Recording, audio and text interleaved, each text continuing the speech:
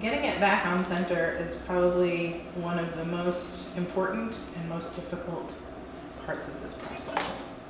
So just like with trying to center the clay before you were throwing it, just take that time and practice before you actually start to take a tool to it.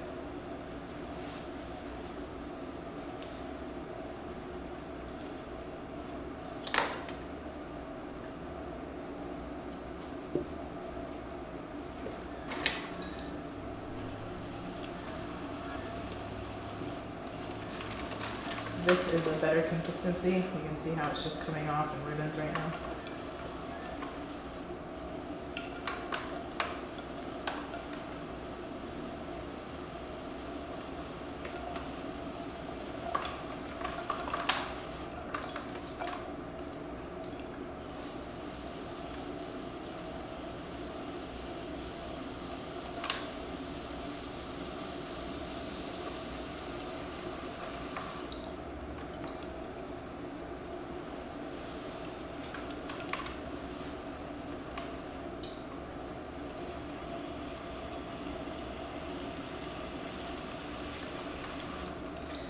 Also might make sense for you to get into the habit until you feel a little bit more confident of pressing down on this area that you're trimming away, because it's very easy to trim down too much and have a thin wall right there also.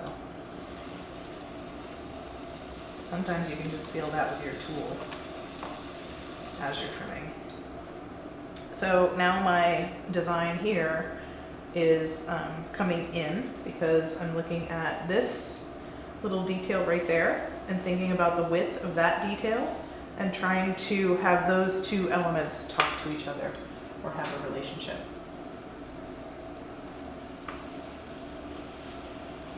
More prominent visual relationship.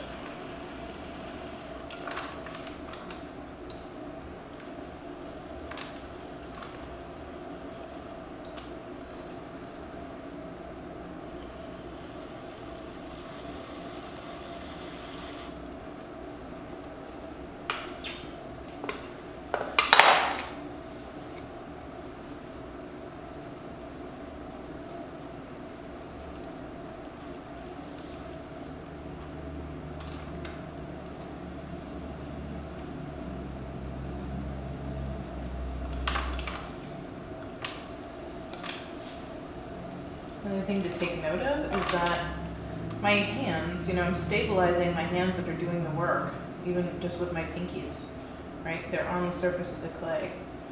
I'm using both of my hands on the tool, and my fingers are very close down to, it's like using a pencil. If you're using a pencil or a pen, you don't hold it way back here. You hold it right up near the tip.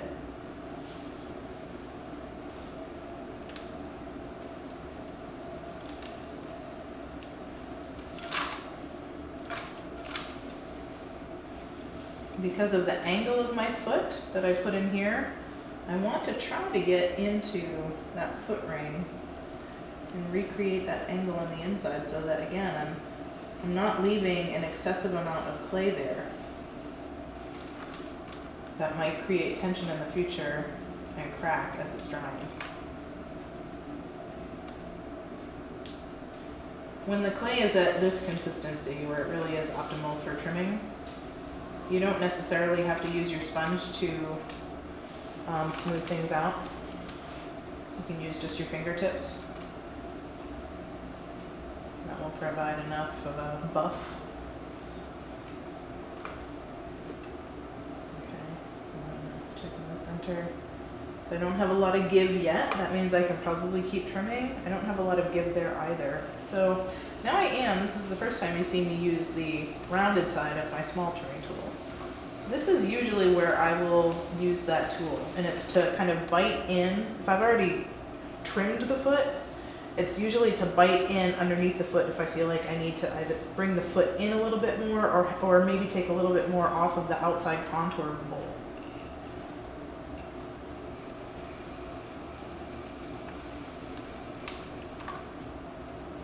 It's really important to not use a tool on this edge of the foot after you have trimmed away the inside and the outside, because it's really hard to hold your tool level.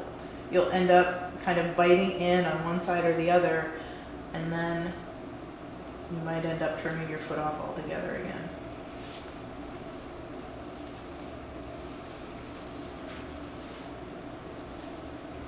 Now I wanted this part of the foot ring to be a little bit rounded this way.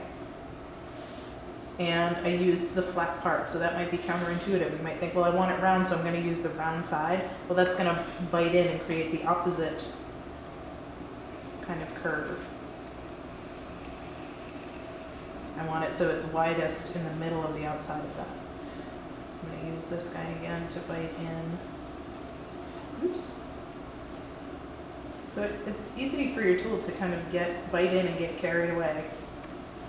And if it does that, just take your tool off and reposition it.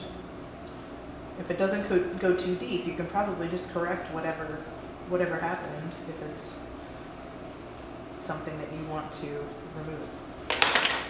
Now I don't want those lines there. I just wanted to use it to effectively get rid of that place. And I'm going to take the broadside of my big trimming tool and get rid of those lines.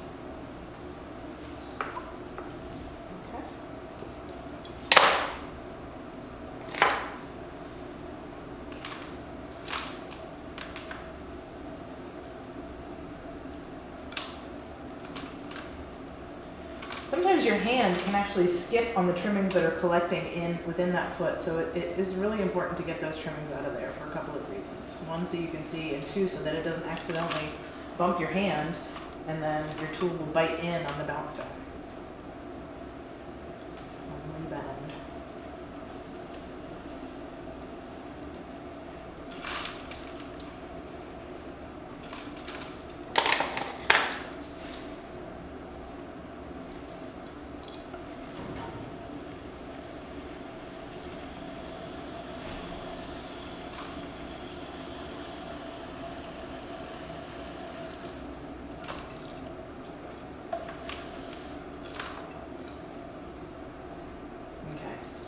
A little bit of give there.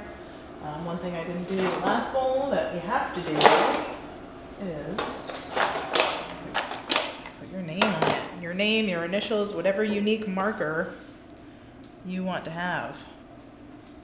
Because while you may think, wow, nobody else's bowl is going to look just like this, you'd be surprised when you have 15 students in the class and they're making 15 bowls. That one that you thought could never be mistaken for another all of a sudden is on somebody else's shelf. So the way that you know that you'll get your work back is to make sure that you put your initials or unique marker on all of your pieces. If you don't like the way that the trimmed surface looks next to the thrown surface, you can use your metal rib, a little bit of water. Now I don't want to apply a ton of pressure here, but you can get the surface damp.